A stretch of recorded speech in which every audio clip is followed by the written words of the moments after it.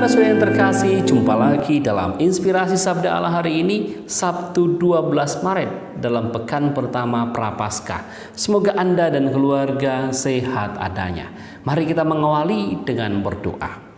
Dalam nama Bapa dan Putra dan Roh Kudus. Amin. Bapa yang Maha Baik, kami bersyukur kepadamu untuk rahmat yang tercurah untuk kami dalam seluruh pengalaman kehidupan kami sampai saat ini. Kini hadirlah bersama kami ya Tuhan. Semoga sabda-Mu yang akan kami renungkan menginspirasi perjalanan hidup kami. Demi Kristus Tuhan dan Juru Selamat kami. Amin.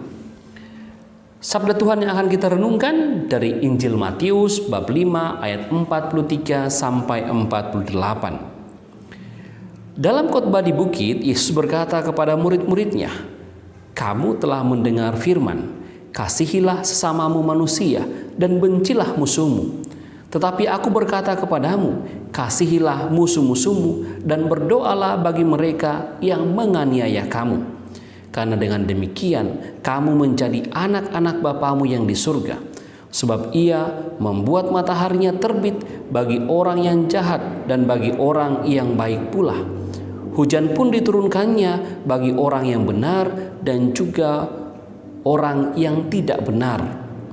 Apabila kamu mengasihi orang yang mengasihi kamu, apakah upahmu? Bukankah pemungut cukai juga berbuat demikian? Dan apabila kamu hanya memberi salam kepada saudara-saudaramu saja, apakah lebihnya daripada perbuatan orang lain? Bukankah orang yang tidak mengenal Allah pun berbuat demikian? Karena itu, haruslah kamu sempurna sebagaimana Bapamu yang di surga sempurna adanya." Demikianlah sabda Tuhan. Saudara-saudara yang terkasih, jika kita diminta untuk memberikan tema dari bacaan atau dari sabda Allah yang baru saja kita renungkan, mungkin salah satu tema yang bisa kita angkat yakni menjadi murid Tuhan berarti berani tampil beda. Kita harus berbeda dengan orang-orang yang ada pada umumnya.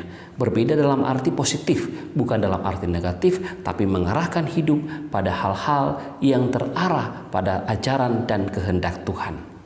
Kita bisa mendengarkan dari bacaan Injil hari ini bagaimana Yesus mengajar orang-orang di atas bukit.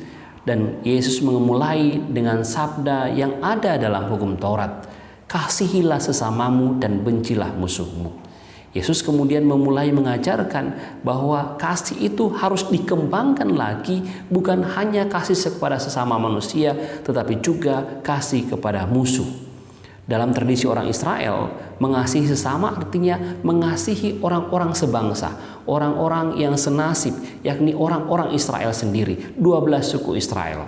Sedangkan orang lain yang di luar suku itu dianggap sebagai musuh. Oleh sebab itu, ketika mengasihi sesama berarti hanya mengasihi sesama sebangsa.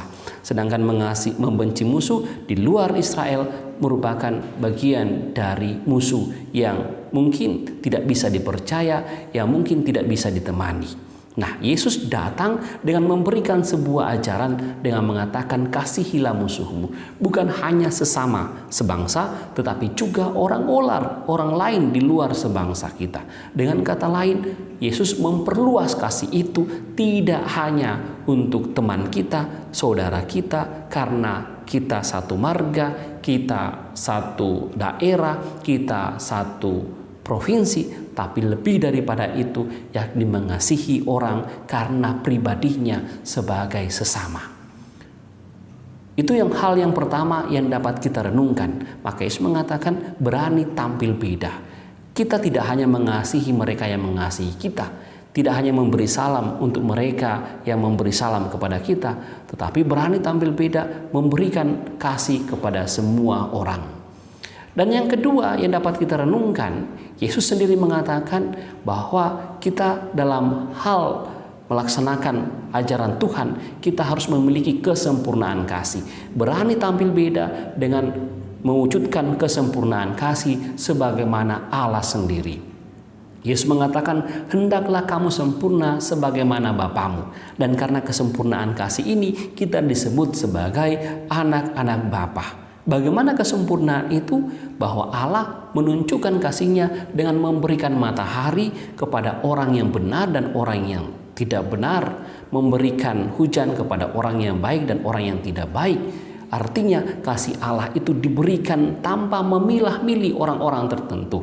Demikian juga dalam kehidupan kita ini, kita berani tampil beda dengan menunjukkan kasih kita kepada semua orang. Maka seharusnya orang Kristen tidak mengenal nepotisme, kolusi atau korupsi, tetapi kita mengedepankan kasih persaudaraan kepada siapa saja dengan berusaha untuk menampilkan diri seperti Allah yang menunjukkan belas kasih-Nya. Demikian juga kita berusaha menjadi sempurna dengan menunjukkan belas kasih kepada semua orang. Semoga masa Prapaskah ini, masa retret agung ini, kita juga semakin mengasah kasih kita, mengasah bagaimana saya dan Anda memberikan kasih kepada siapa saja, kepada orang-orang yang kita temui. Bukan memulai dari tindakan-tindakan yang besar, tapi mulai dari tindakan-tindakan kecil, menyapa, memberikan senyum, memberikan kebaikan. Dengan cara itulah mungkin kita bisa menularkan kebaikan dan kesejahteraan semua orang semakin tercipta di dunia ini. Tuhan Yesus memberkati kita semuanya. Amin. Mari kita tutup dengan berdoa. Bapa yang Maha Baik, kami bersyukur karena Injil-Mu hari ini mengajar kami untuk mengusahakan kesempurnaan kasih, berusaha untuk tampil beda dengan memperjuangkan hal-hal yang baik yang mengarahkan kebaikan padamu, mengarahkan hal-hal yang baik hanya untuk memuji dan memuliakan nama-Mu. Bantulah kami ya Tuhan, semoga dalam hidup ini kami mampu memberikan kesaksian bahwa kami adalah anak-anak-Mu yang memiliki kasih kepada siapa saja. Demi Kristus Tuhan dan pengantara kami. Amin. Tuhan bersamamu dan bersama rohmu. Semoga saudara sekalian diberkati oleh Allah yang Maha Kuasa, Bapa, Putra, dan Roh Kudus. Amin. Terima kasih saudara-saudariku yang telah mendengarkan Sabda Allah dan renungan hari ini. Saya Pastor Marcel Lorotandung mengucapkan berlimpah terima kasih kepada Pastor Antonius Mikael. Semoga Pastor senantiasa diberkati Tuhan dalam setiap aktivitas dan pelayanannya. Amin.